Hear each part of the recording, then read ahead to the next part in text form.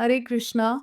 My name is Manjulali or Monica Groover, and today we are talking to Pandit Atul Krishna Das, who joined ISKCON, the Hare Krishna movement, in the 1970s. Hare Krishna, Atul Krishna Prabhu. Hare Krishna Manjulali. I am very happy to be here today. I'm very happy that you're here. Can you please tell me a little bit about when you joined ISKCON? So I joined ISKCON in 1976. My journey started in 1975. At the time, I was still a teenager. I was very interested in spiritual topics, what's beyond the world of money and jobs. So I had been reading different books such as Carlos Castaneda. And then in late 1975, I got Bhagavad Gita as it is by His Divine Grace Srila A.C. Bhaktivedanta Swami Prabhupada. And I began to visit the temple and associate with devotees. And it was a life-changing experience for me. I'm assuming ISKCON was very different when Srila Prabhupada was present. It was. And I did visit for a couple of months, and then I ended up joining in January of 1976. And really, my relationship with my Guru Srila Prabhupada was through reading his books primarily. And I didn't get the chance to sit with him in a room and ask him questions at that time. I received initiation. I received the name Agrahya Das in June 1976. You got it And- directly from him in person, right? Yes. I saw him in Detroit in 1976. So you read his books. Absolutely. Yes. Starting almost immediately, I followed the instruction that we are meant to read his books for at least an hour or two every day. In fact, he writes this in one of his purports that he has been writing books, and he gave over 60 volumes of books, authentic translations of ancient spiritual texts. And he wanted all of his disciples and followers to read his books for at least an hour or two every day. So I took this instruction to heart. Back in the 70s, when Srila Prabhupada became very popular in the West, in Hindustan Times, there used to be the Sunday magazine in Hindi, and they had pictures of him in the New York Rath Yatra, and it was quite amazing. And then his Bhagavad Gita came out in every single Indian language, and I think it's one of the best-selling books in the world. His copy of Bhagavad Gita. Yes. I think that a unique feature of Srila Prabhupada's Bhagavad Gita is that he left no room for doubt as to whether God was a person or not. Yeah, many people would talk about God as there's this amazing bright light, and God is anything you imagine God to be. How many chapters and what are the topics in Bhagavad Gita? So there are 18 chapters in Bhagavad Gita. The first chapter is kind of setting the stage. It's setting the scene on the battlefield of Kurukshetra. And what's the story? It's within the context of the Mahabharata. So the first chapter relates more to the context of Mahabharata and Arjun's quandary. He was conflicted because he was put in the position of having to fight with his relatives, with his cousins, the Kauravas. So basically, there was this great battle, and there were millions of people on either side, and this battle was fought over 5 to 6,000 years ago in a place called Kurukshetra in India, and so many millions and millions of people died in this battle. And this battle was between Kauravas and Pandavas. And the Pandavas had our hero, who is Arjun. And Arjuna's charioteer was no other than God, Sri Krishna. And then Arjun saw on the other side his relatives, and he says, I don't want to fight. Then Krishna started talking to him, and everything that Krishna said is Bhagavad Gita, is the song of God. It was all orchestrated to get Arjun to get up and fight and do his duty, right? Yes. Kauravas were representing adharma or irreligion. They were led by the greedy Duryodhan, and he wanted to unfairly usurp the kingdom. Now, the Pandavas were actually saintly devotees of Krishna, and they were ready to say, okay, we are ready to just accept. You can give us 5 villages to rule because we are administrative people. We need to rule something. But Duryodhan was so greedy and so obstinate. He said, I will not even give you enough land to cover the head of a needle. Yep, yep, yeah. Well, if you think about it, Duryodhan represents what was considered evil at that time, represents the entire population of Earth. Many people are like that. It is I, me, my property, my money, my this. And there is fights between family members and for property, for money, for finances. Fight between husband and wife, children and parents, for everything. There's so much conflict in the world. There is so much conflict and there's so much division. We live in the US, and politically there's so much division, and the seeds of hatred has been put. If this person doesn't have the same political view as you, then you please hate that person. It is absolutely horrible what is happening in this world. So the teachings of Bhagavad Gita become super important, correct? Yes, that's actually very correct. You can say that we are living in an age where, of course, we're all free to believe whatever we want to believe. But many people are making a choice to believe in hatred, in wanting to see others suffer, in very negative, angry perspectives. Now, it's not like you can just believe in love and everything will be better, because we do have to be practical about things in conducting our day-to-day lives. But that person who chooses not to live with love and affection is going to be unhappy themselves, much less that they make others unhappy by their own hateful actions. What if you were to tell a layman what is Bhagavad Gita about? What would you say? Well, Bhagavad Gita literally means the song of God, and it is spoken by Sri Krishna on the battlefield of Kurukshetra to his dear friend Arjun. Right. So the first chapter sets the stage. Let's start from the very first verse of Bhagavad Gita. Well, the very first verse of Bhagavad Gita, Dharmakshetre Kurukshetre Samaveta Yugutsavaha Mamaka Pandavaschaiva Himakurvata Sanjaya.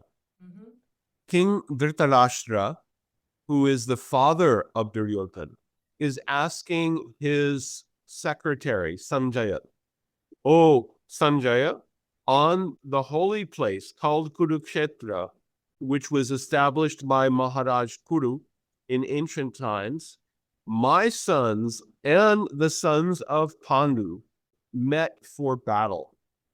What did they do there?" So, just to give a background, Sanjaya was a disciple of Vedavyas. He had some superpowers. Thousands of years ago, he could see things that were happening far away in live stream, like we live stream.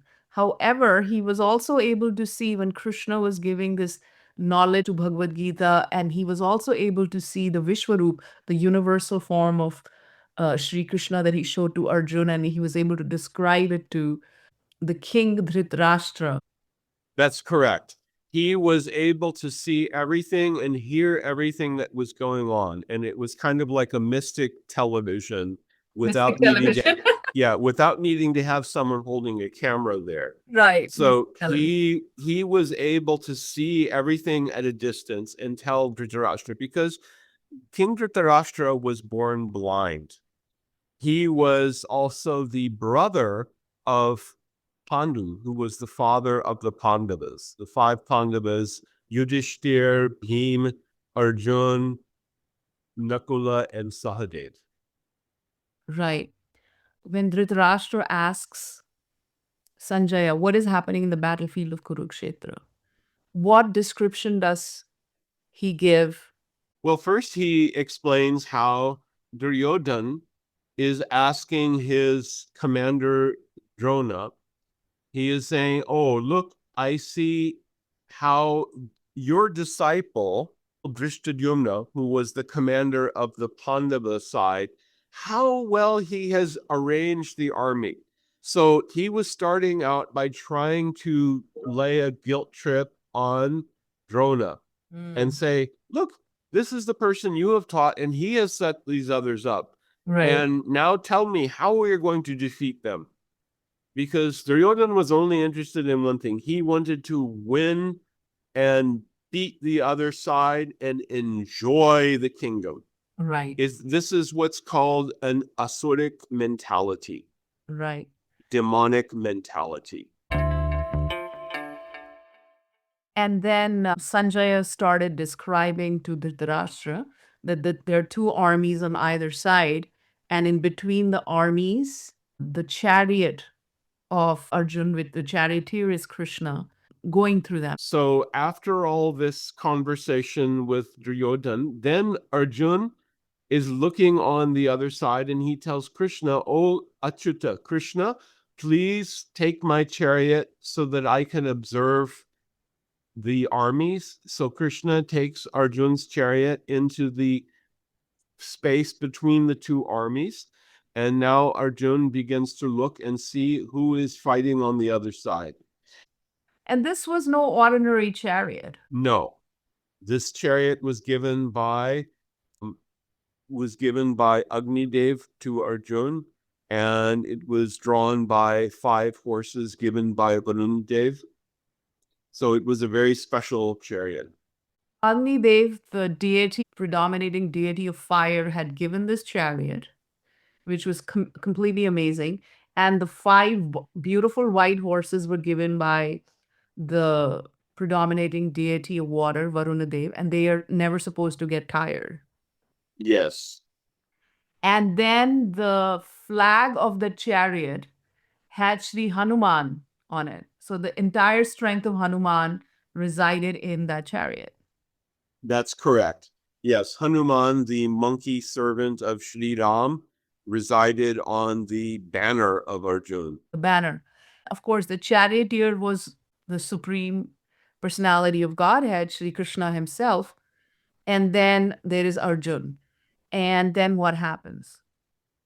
So now Arjun is looking at who's fighting. He's going to be fighting with his cousins, his teachers, his uncles, his in-laws, and people that he has a connection to. Right. And people that he has had affection for, people that he has sat with in friendship and embraced and met. And he is thinking, I have to kill all these people now. And this is a horrible thing. And he tells Krishna, he says, "This is a bad thing. I don't want to do this.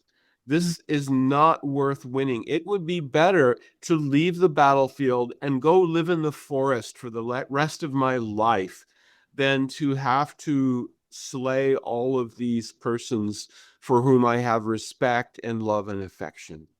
So, after years and years of planning this battle, where every kingdom in the entire country of Bharatavarsha, of India, has come together for this battle against Pandavas and Kauravas, I mean, practically every kingdom is there.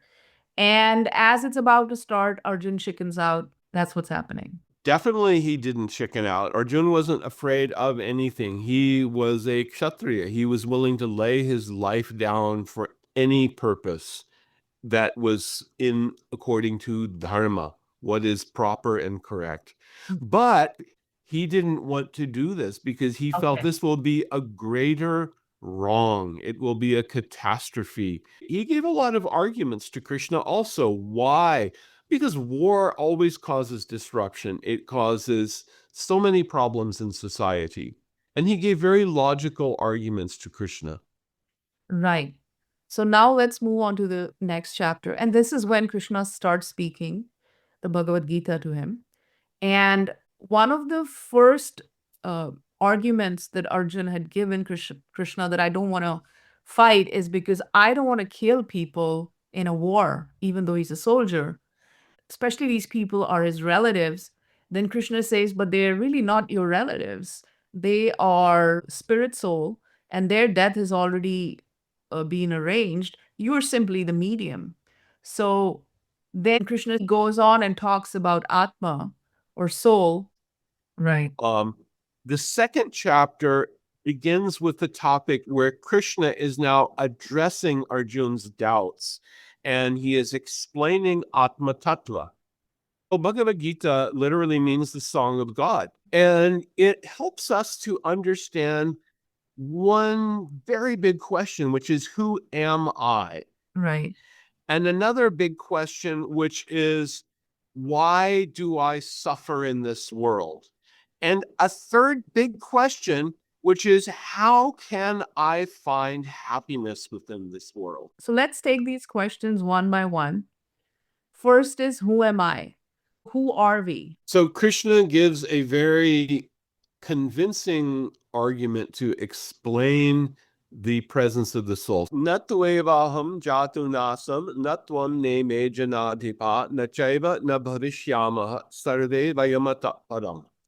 There was never a time, Krishna says to Arjuna, when I did not exist, nor was there ever a time when you did not exist, nor was there ever a time that all the kings present on this battlefield did not exist, nor in the future shall any of us cease to be.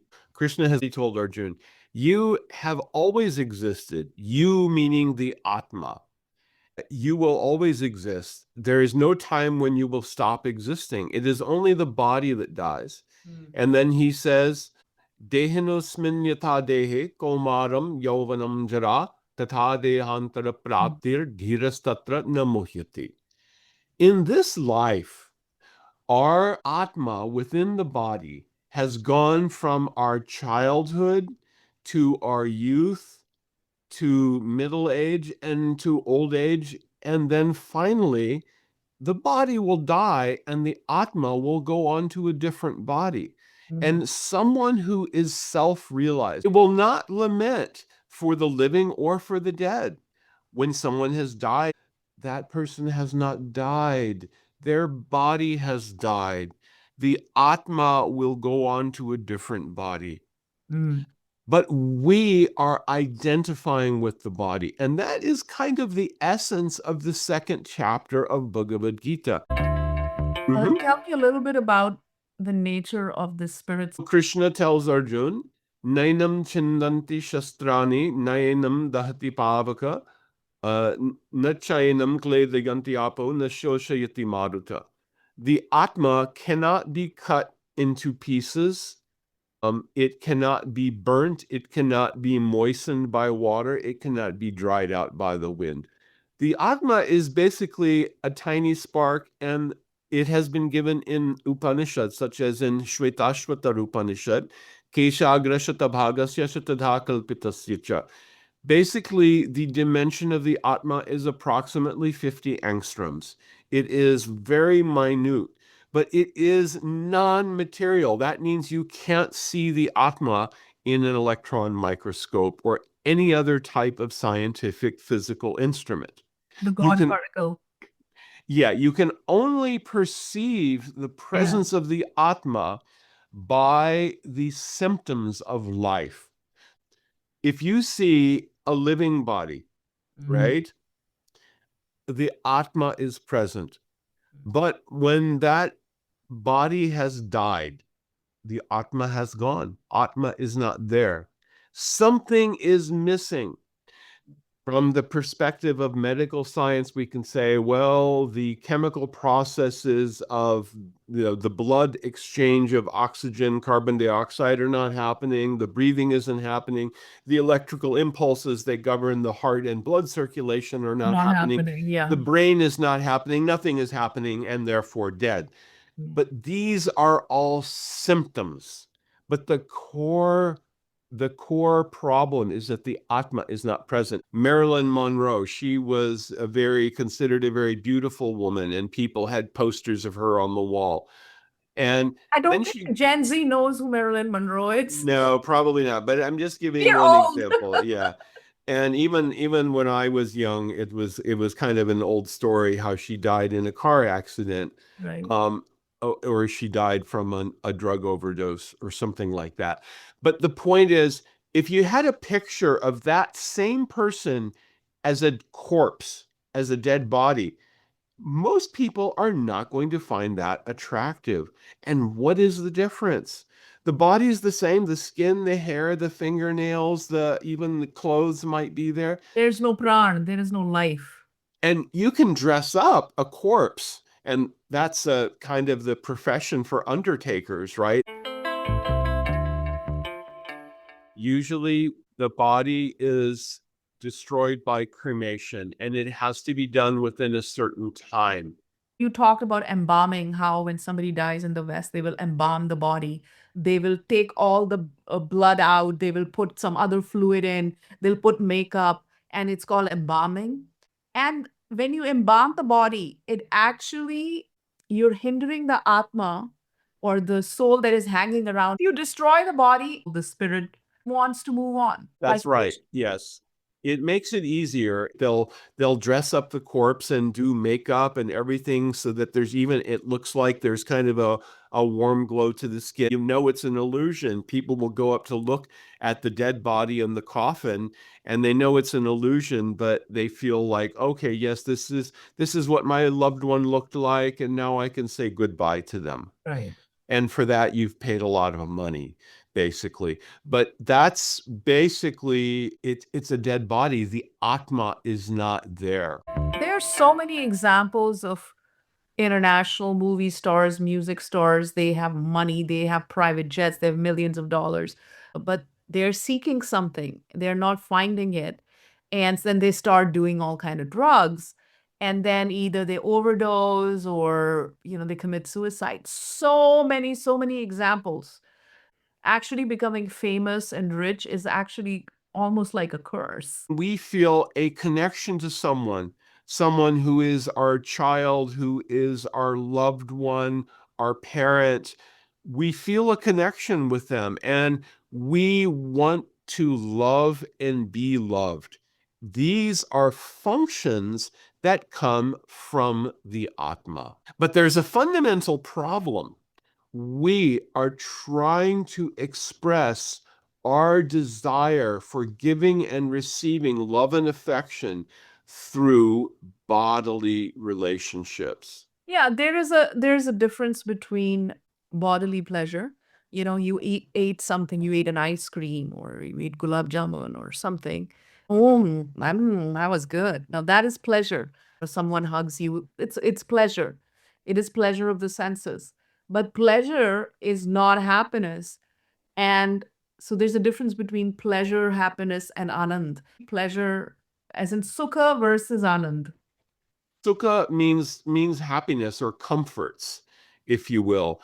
And we in Western society, we are always after bodily comforts. Sometimes it's just as a convenience. I'd rather ride in a nice, comfortable car to get from point A to point B than to, have to ride in a car that's breaking down and smells bad and the air conditioning doesn't work in the hot summer, etc. Think of a person who had everything.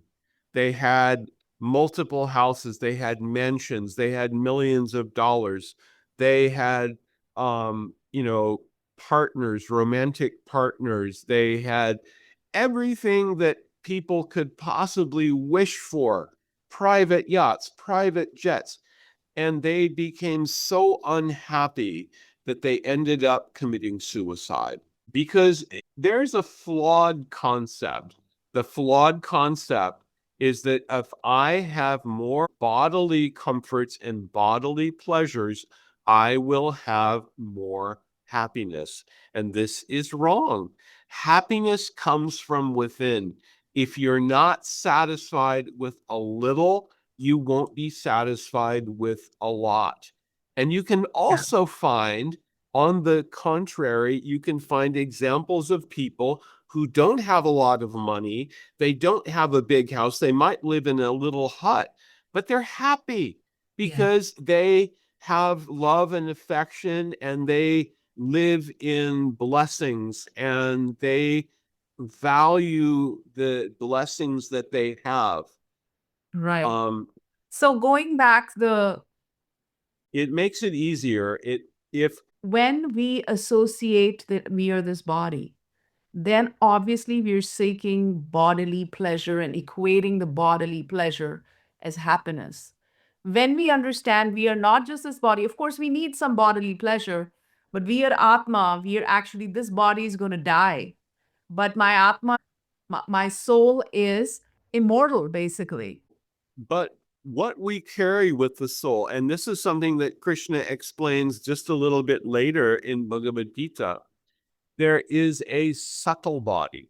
And the subtle body is made of ahankar or ego, our core identification that connects the non material Atma to this worldly existence. And mind, which is where we do our thinking, feeling, willing, desiring, wishing, dreaming, believing, and the intelligence, the part of us that works together with the mind to weigh things, to remember, to evaluate, to judge, and so forth. And this subtle body stays wrapped around the Atma. And this is the layer where we reflect the original pure desires of the Atma into things that are connected with this world. Right. Everyone who is born must die, and everyone who has died must be born again. Again, this is from Bhagavad Gita. Mhm. Atma is this tiny spark of divine energy, which we are inside, but it's wrapped up in these layers, which you're calling the subtle body, or in Sanskrit, it's Sukshma Sharira, right? And Mhm. sometimes when the body has died, we see ghosts. And me being a psychic, I am kind of privy to a lot of these ghostly beings, though, I've trained myself not to see them, but I definitely feel them.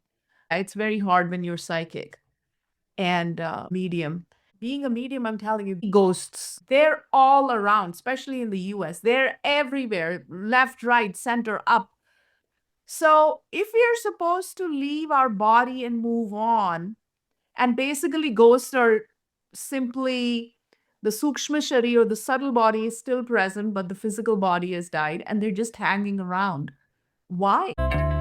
Well, so in Vedic society, there are things that are done to help the Atma to move on. Yes. Moving on is actually very important. But people in the West don't understand Atma Tattva, Like and they, Antim Sanskar. yes, Antim Sanskar means the final rites that are done. Usually the body is destroyed by cremation, and it has to be done within a certain time. Also, when they, you talked about embalming, how when somebody dies in the West, they will embalm the body. They will take all the blood out, they will put some other fluid in, they'll put makeup, and it's called embalming, almost like Yes. an animal. So it looks right. And when you embalm the body, it actually, um, you're hindering the Atma, or the soul that is hanging around, maybe, the ghost of the, to move on. So once Yes. you destroy the body, it wants to move on. That's right. Sometimes, if death comes very suddenly, unexpectedly, then the Atma, the Sukshma Sharir, the Atma is very bewildered and confused. And I don't know, what is that me there? There are many stories of people with near death experiences, and they report, I rose above the table and I saw my body lying there in the operating table, and I saw doctors working on trying to restart my heart. You know, that was a story of the Sukshma Sharir becoming detached and starting to drift away. And then they come back and they are able to tell this story. Yeah, no, that happened with me also. Not the near death, but in one of my meditation, more than once actually. Yeah, because sometimes you're in the yogic meditation, your sukshma shari is actually leaving. And also when we are dreaming, sometimes we are dreaming and our subtle body is moving outside and coming back. Is there any truth to that? Well, yes, of course. We can travel in dreams, and traveling in dreams is a fairly common thing. It's not at all uncommon. If you imagine a place, you can be there. We call that the speed of mind. Some people will daydream and, oh, hey, come back. Hello. Are you here? And then they come back and say, oh, yes, okay, I was just daydreaming. We are suffering, we are all unhappy. There's so much division in the world. And but at the end of the day, we all want to be happy. But the pursuit of happiness is not something from we are not going to get happiness from social media, from phone, by putting makeup, by looking good, by having a car. We are going to get happiness by first understanding we are an Atma, and this pursuit of happiness is an inward journey. That's right. Yes. And we are not going to get our happiness externally. Happiness has to come from within. And specifically, it is from that which is in connection with the Atma. Which is That's which is the soul within the body. So when we are doing things out of selfless love and affection, those are more satisfying things. A parent who is nurturing a child and giving love and affection to the child very selflessly, they're getting satisfaction from this. It's not a bodily pleasure, even though it has a connection to the body, but people also give affection to their adoptive children. They give love and affection, and love and affection gives us some happiness. But in Bhagavad Gita, when we look at the Atma and we say, what is the nature of the Atma? Is there a relationship with the Atma and a greater Atma? And that is where we come into discussing Bhakti Yoga. Bhakti Yoga is the science of connecting the Atma with the Supreme Atma, Bhagavan Shri Krishna. and what is one simple way to start bhakti yoga? Well, Bhakti means that I recognize, first of all, that I, meaning the Atma, am different from the body, and that I, the Atma, have an eternal relationship with the supreme spiritual personality, with Sri Krishna. And when I do things to please Krishna, that I will actually experience happiness. So, By what is service, by by doing service. service, beginning with the tongue? Sevon muke hi jihadao swayam eva spurati yadaha. We So, can chant names of Krishna. We can offer our food to Krishna. mm. And we can also go to temples of Krishna as well. So chanting, Shravanam, Kirtanam, Smaranam, Vishnupad Sevanam. Yes, hearing about Krishna's activities in scriptures like Srimad Bhagavatam, speaking about Krishna's activities by reading Srimad Bhagavatam and other scriptures. And reading Bhagavad Gita. Yes, Bhagavad Gita, which is And what we are spoken. doing right now, talking about Bhagavad Gita, is also an activity that will make the soul, the spirit, happy. Yes, that's correct. We will actually get satisfaction and we will get some relief because the things that we do trying to become happy also cause us disturbance. When we are trying Yes. to get happiness, Yes. through bodily pleasure, we get pain along with it, Right. et cetera, et cetera. And absolutely no, there was no compromise at all. Srila Prabhupada said, no, God is the supreme personality of Godhead. The third chapter deals with the topic of knowledge and so forth. And all the different yoga systems are described in Bhagavad Gita, but especially Bhakti Yoga is described. So there are many, many different topics which are covered in Bhagavad Gita. He is the origin of all avatars, all incarnations. And I then understood the topic of Atma Tattva, or the reality of the soul which is underlying our body, mind, senses, and intelligence. Right.